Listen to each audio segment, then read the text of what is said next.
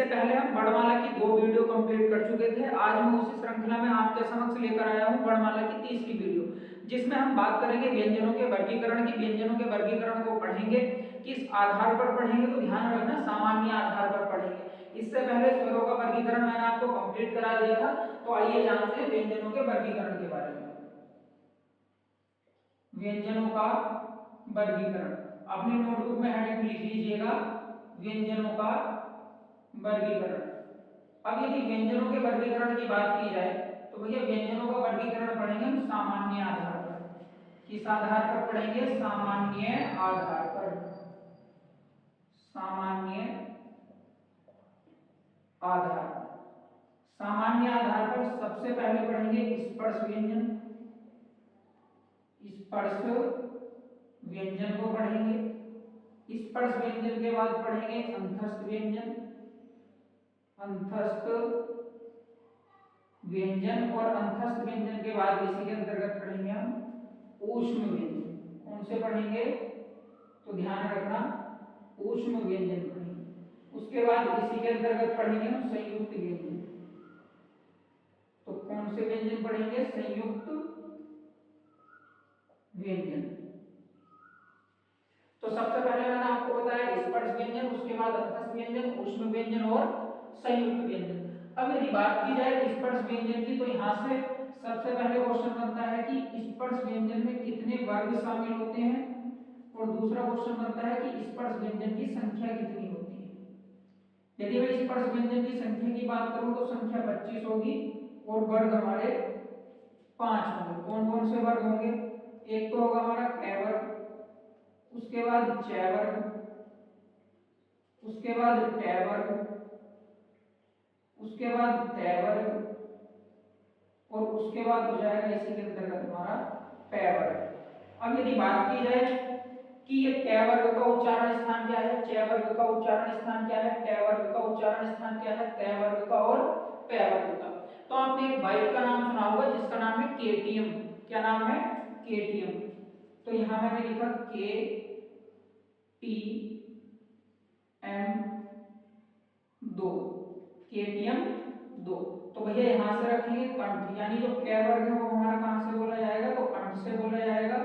च वर्ग हमारा तालु से बोला जाएगा, और ट वर्ग हमारा मूर्धा बोला जाएगा, इसी को मूर्धन्य बोलते हैं, और त वर्ग हमारा दंत से बोला जाएगा, और प वर्ग हमारा ओष्ठ से बोला जाएगा। कहां से बोला जाएगा? ओष्ठ से।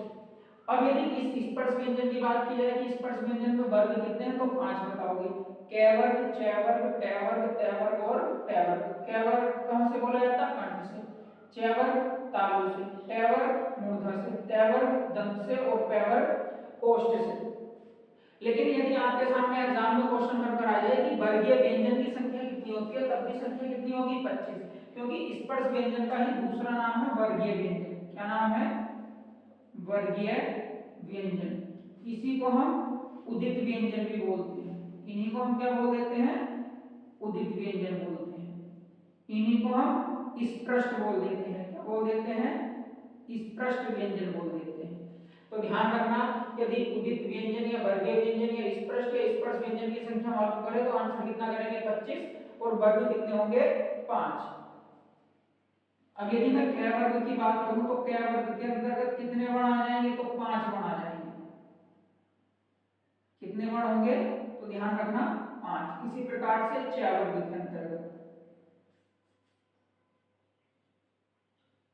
इसी प्रकार से हो जाएगा हमारा ट वर्ग। यानी प्रत्येक जो वर्ग होते हैं उन्हीं के अंतर्गत 5-5 वर्ण होते हैं। जैसे यदि मैं बात करूं त वर्ग की, तो त वर्ग के अंतर्गत मालूम कर लेगा कि निम्नलिखित में से बताइए त वर्ग में कौन सा वर्ण शामिल होता है। तो ऑप्शन में रखेगा क, फिर छ, फिर ढ और फिर द। तो त वर्ग में कौन शामिल होगा? द शामिल होगा। प वर्ग में कौन कौन से शामिल हो जाएंगे? प, फ, ब, भ और हमारा मैं आ जाएगा। अब यदि मैं अंतस्थ व्यंजन की बात करूं तो अंतस्थ व्यंजन का दूसरा नाम है यण। अंतस्थ व्यंजन का दूसरा नाम क्या है? यण। ध्यान रखना, अंतस्थ व्यंजन का दूसरा नाम, अंतस्थ व्यंजन का दूसरा नाम क्या है, तो क्या आंसर करेंगे, यंड। इसी का एक दूसरा नाम है, उसको बोलते हैं हम ईषद विवृत। क्या बोलते हैं, ईषद विपरीत बोलते हैं। यदि अंतस्थ व्यंजन की संख्या की बात की जाए तो अंतस्थ व्यंजन की संख्या बताओगे आप 4। कितनी बताओगे, 4। यदि ऊष्म व्यंजन की बात की जाए कि ऊष्म व्यंजन का दूसरा नाम क्या है, ऊष्म व्यंजन का दूसरा नाम क्या है, तो ध्यान रखना सल। क्या नाम है, सल। और इसका और दूसरा नाम क्या है, तो ईषद स्पृष्ट। क्या नाम है, ईषद स्पृष्ट होगा। यदि इसकी संख्या की बात करेंगे तो इसकी संख्या भी कितनी बताओगे, 4 बताओगे। अब यदि अंतस्थ व्यंजन कौन कौन से होते हैं, तो ये, रे, ले और वे। ऊष्म व्यंजन कौन कौन से हैं, तो तीनों से और हमारे हो जाएगा है। यदि मैं इस वे की बात करूं तो ये वे हमारा दंतोष्ठ है। कैसा है, दंतोष्ठ। इसका उच्चारण स्थान क्या है हमारा, तो दंतोष्ठ बताएंगे। और है का उच्चारण स्थान क्या बताएंगे, कंठ बताएंगे, ध्यान रखना। उसके बाद यदि मैं बात करूं ये और से के उच्चारण स्थान की, तो तालु बताएंगे। रे और से का उच्चारण स्थान मूर्धा बताएंगे या मूर्धन्य बताएंगे। और ले और से का उच्चारण स्थान बताएंगे दंत।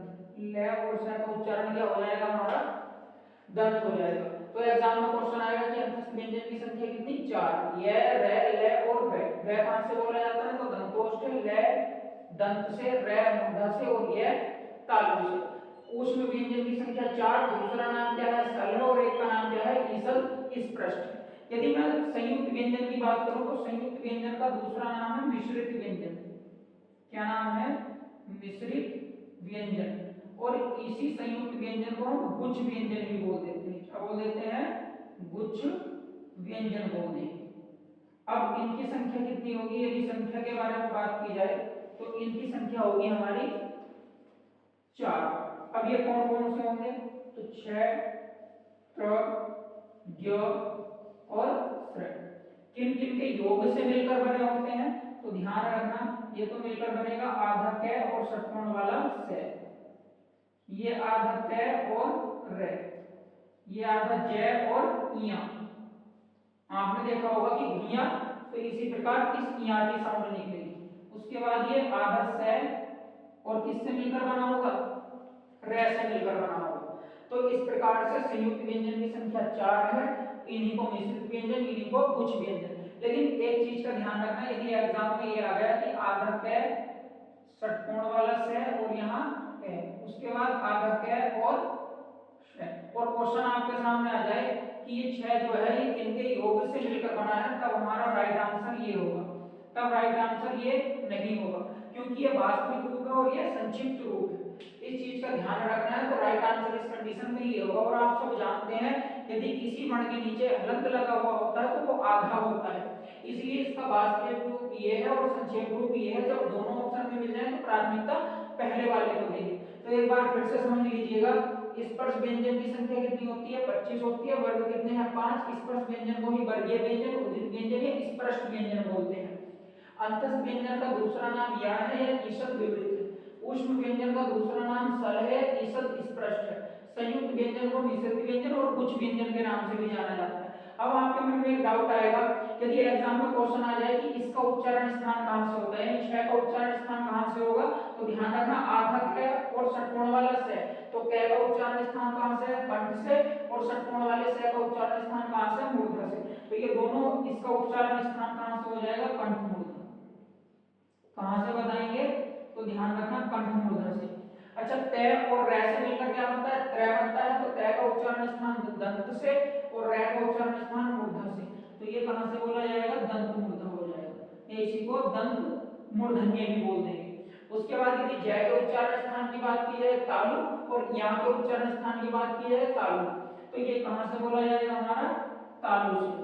लेकिन यदि स्वर की बात की जाए, जैसे श्रमिक वाला है, तो ये हमारा क्या हो जाएगा, तालु मूर्धा हो जाएगा। क्या हो जाएगा, तालु मूर्धा हो जाएगा। इस चीज का जरा थोड़ा ध्यान रखना है। तो ध्यान रखना, सामान्य आधार पर मैंने आपके सामने व्यंजनों का वर्गीकरण कर दिया है। इसमें मैंने आपको स्पर्श व्यंजन बताया, यहाँ से क्वेश्चन बनता है स्पर्श व्यंजन की संख्या कितनी है, 25। वर्ग कितने हैं, 5। क वर्ग के अंतर्गत कौन कौन से वर्ण शामिल होते हैं? च वर्ग के अंतर्गत कौन से वर्ण शामिल होंगे? ट वर्ग के अंतर्गत कौन से वर्ण शामिल होंगे? तो इनको याद करना। क वर्ग कहां से बोला जाता है? क वर्ग के अंतर्गत यदि ख का उच्चारण स्थान मालूम करे तब भी कंठ बताएंगे। तो क वर्ग का उच्चारण स्थान कंठ से, च वर्ग का तालु से, ट वर्ग का मूर्धा से, त वर्ग का दंत से और प वर्ग का ओष्ठ से। इसी प्रकार से यदि को मालूम कर ले कि ख का उच्चारण स्थान कहां से होगा, तो क वर्ग के अंतर्गत ही ख आता है, तो कहां से बताएंगे? कंठ से। तो एक बार इसका स्क्रीनशॉट ले लीजिएगा, उसके बाद आगे बढ़ते हैं, आगे वर्गीकरण करेंगे प्रयत्न के आधार पर। तो एक बार इसका स्क्रीनशॉट ले लीजिए। तो स्क्रीनशॉट आपने ले लिया होगा। सामान्य आधार पर हमने व्यंजनों के वर्गीकरण को पढ़ा था। अब पढ़ते हैं भैया प्रयत्न के आधार पर। किसके आधार पर? प्रयत्न के आधार पर। अब यदि प्रयत्न के आधार पर बात की जाए तो ध्यान रखना, पहला क्वेश्चन तो आपके सामने यही बनेगा, स्पर्श व्यंजन। प्रयत्न के आधार पर स्पर्श व्यंजन कितने होते हैं, कितने वर्ग शामिल होते हैं। दूसरा क्वेश्चन आपके सामने बनकर आएगा कि स्पर्श संघर्षी। इसका क्वेश्चन बनेगा स्पर्श संघर्षी से। उसके बाद इसी के अंतर्गत क्वेश्चन बनेगा कि अर्धस्वर कौन कौन से हैं, अर्धस्वर कौन कौन से हैं। उसके बाद क्वेश्चन बनेगा इसी के अंतर्गत लुंठित, प्रकंपित, लुंठित, प्रकंपित और कंपनजात, लुंठित, प्रकंपित और कंपनजात। उसके बाद इसी के अंतर्गत क्वेश्चन बनेगा हमारा कि पार्श्विक व्यंजन कौन सा होता है, पार्श्विक व्यंजन कौन सा होगा। उसके बाद इसी के अंतर्गत क्वेश्चन बनेगा संघर्षी व्यंजन कौन से हैं, संघर्षी व्यंजन कौन से हैं। इसी के अंतर्गत क्वेश्चन बनेगा उच्छिष्ट व्यंजन, कौन से व्यंजन, उच्छिष्ट व्यंजन। और इसी के अंतर्गत क्वेश्चन बनेगा हमारा पंचमा अक्षर कौन कौन से होंगे, पंचमा अक्षर या नासिक्य, पंचमा अक्षर या नासिक्य होंगे। यदि बात की जाए स्पर्श व्यंजन की, तो स्पर्श व्यंजन में कितने वर्ग होते हैं? प्रयत्न के आधार पर तो 4 वर्ग होंगे और संख्या कितनी हो जाएगी, तो ध्यान रखना संख्या बताएंगे 20। एक बार फिर से समझिएगा, यदि एग्जाम में क्वेश्चन आता है कि स्पर्श व्यंजन कितने होते हैं, स्पर्श व्यंजन कितने होते हैं, तो आप बताएंगे 25। उसके बाद सामान्य आधार पर स्पर्श व्यंजन कितने हैं, तब भी आंसर करोगे 25। लेकिन जैसे ही वो स्पर्श व्यंजन से पहले शब्द ऐड कर दे प्रयत्न कि प्रयत्न के आधार पर स्पर्श व्यंजन की संख्या कितनी है, तो आंसर करेंगे 25। वर्ग कितने हैं, तो 4 वर्ग। अब कौन कौन से वर्ग हैं, तो ध्यान रखना क, टे, ते और पे। क वर्ग, उसके बाद टे वर्ग, ते वर्ग और पे वर्ग। च वर्ग इसके अंतर्गत शामिल नहीं होता है। जब च वर्ग इसके अंतर्गत शामिल नहीं होगा तो च वर्ग किसके अंतर्गत पहुंच जाएगा, स्पर्श संघर्षी के। लेकिन पूरा च वर्ग स्पर्श संघर्षी में शामिल नहीं होता, केवल च वर्ग के 4 वर्ण शामिल होंगे। कौन कौन से? च, छ, उसके बाद ज और उसके बाद झ। ध्यान रखना च वर्ग का इया स्पर्श संघर्षी में शामिल नहीं होता, स्पर्श संघर्षी में शामिल नहीं होता है, स्पर्श संघर्षी में शामिल नहीं होता है। अब यदि अर्धस्वर की बात की जाए तो अर्धस्वर 2 होंगे, य और ब। इन्हीं अर्धस्वर को हम संघर्षहीन भी बोलते हैं। अर्धस्वर का दूसरा नाम क्या है, तो संघर्षहीन है। लुंठित, प्रकंपित और कंपनजात वर्ण कौन सा है, तो र है। पार्श्विक व्यंजन कौन सा है, ले। क्वेश्चन एग्जाम में बनता है कि जब जीव के पार्श्व भाग से होकर वायु गुजरती है तो कौन सा व्यंजन का उच्चारण होता है, तो ले का उच्चारण होगा। जब हम ले का उच्चारण करेंगे तो जीव के पार्श्व भाग से होकर वायु गुजरेगी, इसीलिए ले को पार्श्विक व्यंजन कहते हैं। संघर्षी व्यंजन कौन से हैं, तो ध्यान रखना तीनों से और है, तीनों से और है हमारे ये संघर्षी हैं और इन्हीं को हम ऊष्म संघर्षी भी बोलते हैं। क्या बोलते हैं, ऊष्म संघर्षी। उच्छिष्ट व्यंजन आप सभी जानते हो, उच्छिष्ट व्यंजन होते हैं डे और ढे। इन्हीं को ताड़न जात कहते हैं, इन्हीं को द्विगुण व्यंजन कहते हैं, इन्हीं को द्विजवर्ण कहते हैं, इन्हीं को नवीन वर्ण कहते हैं, इन्हीं को आधुनिक वर्ण कहते हैं, इन्हीं को संकर वर्ण कहते हैं। ध्यान रखना पंचमाक्षर कितने होंगे, तो 5 हो जाएंगे। प्रत्येक वर्ग का जो अंतिम वर्ण होता है अर्थात पांचवा वर्ण होता है वो हमारा पंचमाक्षर कहलाएगा। क्या कहलाएगा, पंचमाक्षर कहलाएगा। इस चीज का थोड़ा ध्यान रखना है कि प्रत्येक वर्ग का पांचवा अक्षर क्या कहलाता है, तो पंचमाक्षर कहलाएगा। वीडियो री एग्जाम में भी वर्णमाला से क्वेश्चन बनेंगे, इसलिए मैंने आपको सामान्य आधार पर भी स्पर्श व्यंजन बता दिए हैं और प्रयत्न के आधार पर भी स्पर्श व्यंजन मैंने आपको समझा दिए हैं। एक बार फिर से समझिएगा, प्रयत्न के आधार पर स्पर्श व्यंजन की संख्या कितनी है, 20 है। वर्ग कितने हैं, 4 है। स्पर्श संघर्षी में कौन सा वर्ग शामिल होता है, तो च वर्ग। लेकिन च वर्ग का जो पंचमाक्षर होता है अर्थात ञ, ये स्पर्श संघर्षी में शामिल नहीं होता। अर्धस्वर कितने होते हैं, तो 2 य और व। इन्हीं को संघर्षहीन बोलते हैं, इन्हीं को अर्धस्वर कहते हैं। ये हमारा पूर्ण अर्धस्वर है, ये अर्ध अर्धस्वर है। उसके बाद लुंठित, प्रकंपित और कंपनजात कौन सा है, रे। पार्श्विक व्यंजन ले। पार्श्विक व्यंजन कौन सा है, ले। लुंठित, प्रकंपित और कंपनजात कौन सा है, रे। संघर्षी व्यंजन तीनों से और है होंगे, इन्हीं को उष्म संघर्षी बोलते हैं। और जो ये है ये हमारा महाप्राण, इसी को हृदय वर्ण कहते हैं। उच्चिष्ट व्यंजन डे और ढे है। पंचमाक्षर हमारे 5 हैं।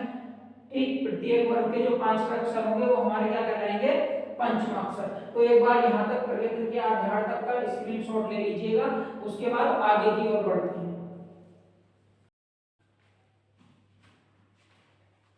स्क्रीनशॉट आपने ले लिया होगा, तो भैया अब वर्गीकरण करते हैं किसके आधार पर, प्राणत्व के आधार पर, वायु के आधार पर, श्वास के आधार पर, श्वास मात्रा के आधार पर। तो ध्यान रखना, नेक्स्ट वर्गीकरण है प्राण,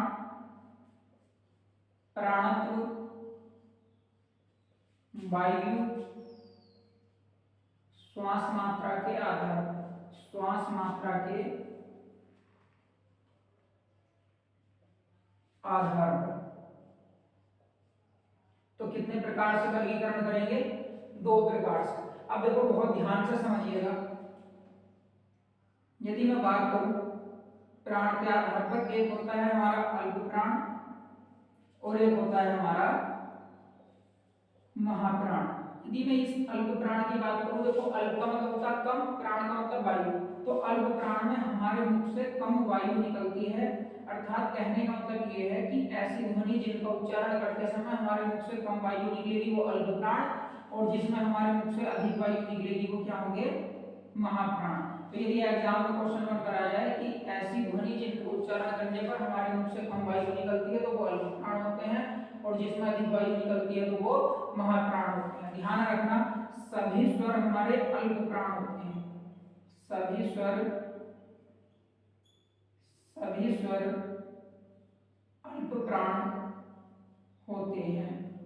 सभी स्वर क्या होते हैं, तो क्या बताएंगे, अल्प प्राण होते हैं। ध्यान रखना इस चीज का, सभी स्वर क्या होते हैं, अल्प प्राण। यदि मैं उच्चिष्ट व्यंजन की बात करूं ढ और ढ की, ढ और ढ की, तो ये हमारा अल्प प्राण होता है और ये ढ हमारा महाप्राण होता है। अब देखो एग्जाम हॉल के अंदर आप बैठे हुए हो और आप अल्प प्राण और महाप्राण में कंफ्यूज हो तो कैसे याद रखेंगे। इधर से स्टार्ट करना अपने लेफ्ट हैंड से, अल्प प्राण, महाप्राण, अल्प प्राण, महाप्राण और अल्प प्राण। तो किस प्रकार से याद रखेंगे, अल्प प्राण, महाप्राण, अल्प प्राण, महाप्राण और अल्प प्राण। तो देखिएगा इनको याद करने का बहुत आसान तरीका है।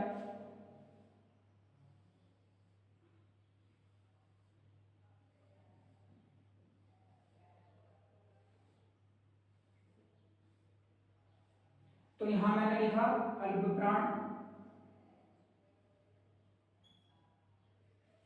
उसके बाद यहां मैंने लिखा महाप्राण, उसके बाद यहां लिखा मैंने अल्प प्राण, उसके बाद यहां लिखा मैंने महाप्राण, और उसके बाद यहां मैंने लिखा अल्प प्राण। अब देखो बहुत ध्यान से समझना, वर्ग कितने होते हैं, 5। तो के, चे, टे, ते और पे। तो के वर्ग में के, खे, गे, घे, उसके बाद च छ ज झ और यहाँ आ जाएगा इया।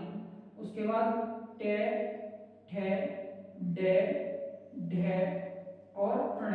उसके बाद ते थे दे धे और न।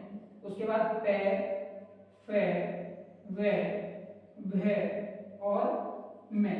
अब देखो बहुत ध्यान से समझना, ऐसे अल्प प्राण और ऐसे अंतस्थ व्यंजन। तो अल्प प्राण के अंतर्गत ही हमारे क्या होते हैं, अंतस्थ व्यंजन, यानी अंतस्थ व्यंजन हमारे अल्प प्राण होंगे और ऊष्म व्यंजन हमारे क्या होंगे, महाप्राण होंगे। तो इस चीज का ध्यान रखना। तो यहाँ से एक निष्कर्ष निकलता है कि ऊष्म व्यंजन क्या होते हैं, महाप्राण, और अंतस्थ व्यंजन क्या होते हैं, अल्प प्राण। अब मुझे एक चीज ये बताइएगा कि 5 फिंगर हैं, 5 फिंगर में से पहली फिंगर, तीसरी फिंगर और 5वीं फिंगर अल्प प्राण के अंतर्गत आएगी, दूसरी और चौथी फिंगर महाप्राण के अंतर्गत आएगी। तो मैंने आपको बताया कि प्राणत्व के आधार पर कितने प्रकार से वर्गीकरण करेंगे, 2 प्रकार से, एक अल्प प्राण होगा, एक महाप्राण। एग्जाम में क्वेश्चन किस प्रकार से बनेगा, एग्जाम में क्वेश्चन बनेगा कि दिए गए व्यंजनों में से अल्प प्राण पहचानिए, या दिए गए वर्णों में से अल्प प्राण पहचानिए, या दी गई ध्वनि में से अल्प प्राण पहचानिए। इसी प्रकार से कि दिए गए व्यंजनों में से महाप्राण पहचानिए, अल्प प्राण कितने होते हैं, महाप्राण कितने होते हैं, इस प्रकार से ये क्वेश्चन यहाँ से बनते हैं। नेक्स्ट इससे आगे का वर्गीकरण करेंगे, यहाँ तक आप स्क्रीनशॉट ले लीजिए। अल्प प्राण और महाप्राण को मैंने आपको समझा दिया था। यदि बात की जाए, अब नेक्स्ट वर्गीकरण होगा हमारा गूंज, नाद, घोष, घोषक या झंकार के आधार पर। तो ध्यान रखिएगा, गूंज, नाद, घोष, घोषक, झंकार या स्वरयंत्री में कंपनता के आधार पर, या स्वरयंत्री में कंपनता के आधार पर। तो देखिएगा 2 प्रकार से वर्गीकरण करेंगे। कितने प्रकार से वर्गीकरण करेंगे, 2 प्रकार से। अब ये 2 प्रकार होंगे कौन कौन से, तो एक होगा हमारा अघोष और एक होगा हमारा सघोष। एक अघोष होगा और एक सघोष। देखो अ का मतलब होगा बिना और घोष का मतलब होगा स्वरयंत्री में कंपनता। तो यहां लिख सकता हूं कि स्वरयंत्री में कंपनता नहीं होती, स्वरयंत्री में कंपनता, स्वरयंत्री में कंपनता नहीं होती है, स्वरयंत्री में कंपनता नहीं होती है।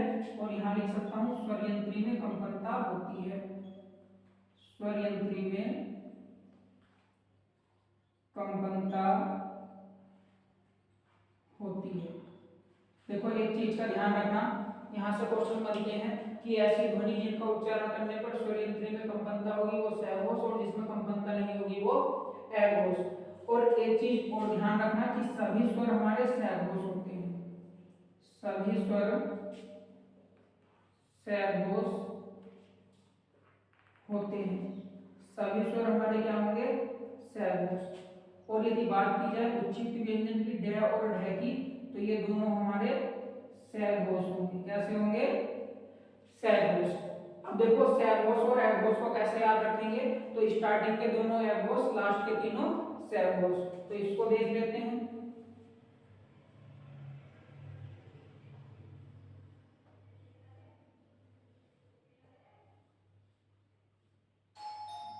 तो ध्यान रखना, ये हमारा हो जाएगा अघोष,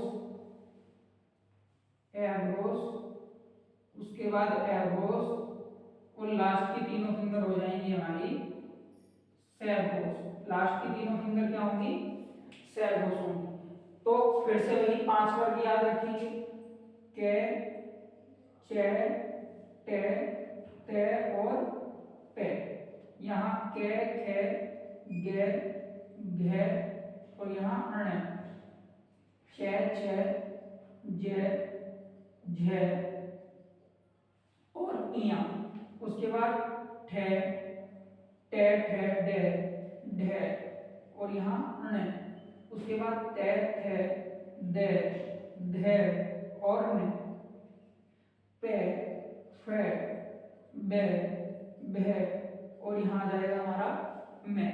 अब एक चीज बहुत ध्यान से समझना, यदि बात की जाए ऊष्म व्यंजन की, तो ऊष्म व्यंजन में जो तीनों स होंगे ये तो हमारे ए घोष होंगे, लेकिन ऊष्म व्यंजन का जो है वो हमारा स घोष होगा, और अंतस्थ व्यंजन भी हमारे क्या होंगे, स घोष होंगे। अंतस्थ व्यंजन भी क्या हो जाएंगे, स घोष।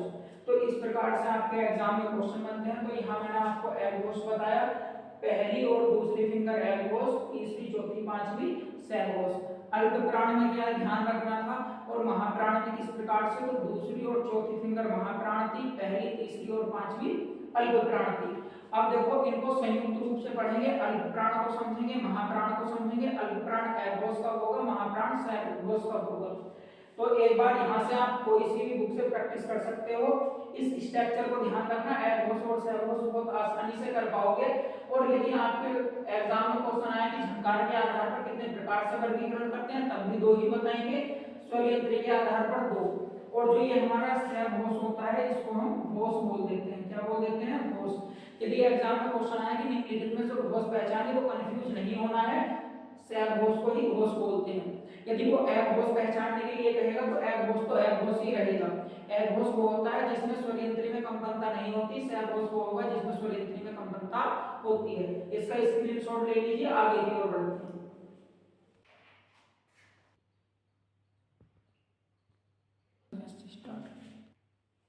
तो अल्पप्राण महाप्राण के डाउट दूर करते हैं, और स घोष और ए घोष के, क्योंकि अल्पप्राण स घोष कब होगा, अल्पप्राण ए घोष कब होगा, महाप्राण स घोष कब होगा, और महाप्राण ए घोष कब होगा। तो देखिए आइए समझते हैं वर्ग कितने होते हैं हमारे। तो ध्यान रखना कितने वर्ग होंगे, 5, कै, चै, टै, तै और पै। इसके बाद यहाँ लिखा खे, गे, घे और ण, चै, छे, जै, झै, और यहाँ लिखा इयं, टे, ठे, डे, ढे और ण, ते, ठे, दे, ढे और ने, पे, फे, वे, भे और में। यहाँ मैंने लिखा ये, रे, ले, वे। उसके बाद लिखा श, षटकोण वाला श और है। और दो होते हैं हमारे उच्छिष्ट व्यंजन, कौन कौन से, डे और ढे।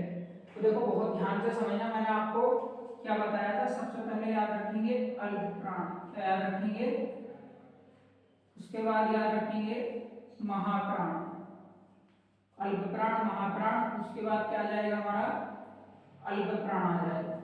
उसके बाद क्या आ जाएगा हमारा, महाप्राण, और उसके बाद अल्पप्राण। इस चीज का ध्यान रखना है। अब देखो कै, चै, टे, ते, पे ये अल्पप्राण है, खे, छे, ठे, थे और फे ये महाप्राण है। इस प्रकार से याद रखेंगे। अब ए घोष और स घोष को, तो ये हमारा क्या है, ए घोष है, ये हमारा क्या है, ए घोष है, ये हमारा क्या हो जाएगा यहाँ स घोष, ये भी हमारा क्या हो जाएगा स घोष, और ये भी हमारा क्या हो जाएगा यहाँ स घोष हो जाएगा। इस चीज का ध्यान रखना है। तो कै, चै, टे, ते और पे ये क्या हुए, अल्पप्राण ए घोष। खे, छे, ठे, थे, फे क्या हुए, महाप्राण ए घोष। गे, जे, डे, धे और बे ये क्या हुए, अल्पप्राण स घोष। घे, झे, ढे, धे और भे ये क्या हुए, महाप्राण स घोष। और पंचम अक्षर क्या हुआ हमारे, अल्पप्राण स घोष हुए। यदि ये की बात की जाए तो ये हमारे क्या होते हैं, अल्पप्राण होंगे, और ये तीनों से और है क्या हो जाएंगे हमारे महाप्राण होंगे। क्या होंगे, महाप्राण। इस चीज को ध्यान रखना है। अब देखो बहुत ध्यान से समझना कि जो ये हमारा है ये तो हमारा है स घोष। तो है हमारा क्या होता है, स घोष महाप्राण, और ये तीनों से क्या हो जाएंगे, ए घोष महाप्राण। क्या हो जाएंगे, ए घोष महाप्राण। और ये अंतस्थ व्यंजन हमारे क्या होंगे, तो अंतस्थ व्यंजन हो जाएंगे हमारे स घोष अल्पप्राण। मैंने आपको बताया था ये दोनों क्या होते हैं, स घोष होंगे, लेकिन यहाँ ये ढह क्या है, ये तो हमारा है महाप्राण, और ये डे क्या है, ये है हमारा अल्पप्राण। तो 2 से 3 बार जब आप इनकी प्रैक्टिस करोगे अच्छे से समझ में आ जाएगा। यहाँ से आपके वीडियो के एग्जाम में क्वेश्चन जरूर बनेंगे, यूपी पुलिस कांस्टेबल में भी यहाँ से क्वेश्चन आते हैं, तो इस चीज का जरा थोड़ा सा ध्यान रखना है। तो मैंने आपको बताया कि ये क हमारा अल्पप्राण एयरफोर्स है, ख हमारा महाप्राण एयरफोर्स है, ग हमारा अल्पप्राण सेलफोर्स, गह हमारा सेलफोर्स महाप्राण और ण सेलफोर्स अल्पप्राण। इसी प्रकार से 6 अल्पप्राण एयरफोर्स। उम्मीद करता हूं आप समझ गए होंगे। और ध्यान रखना कि कागज पर लिखकर गुलजार बन बैठे हैं, कागज पर लिखकर गुलजार बन बैठे हैं, हम अपने घरों के यादगार बन बैठे हैं, सरकारी नौकरी की खातिर जिंदगी हम बिजनौर में किराएदार बन बैठे हैं। इतना कहकर मैं अपनी बात को समाप्त करता हूं। जय हिंद, जय भारत।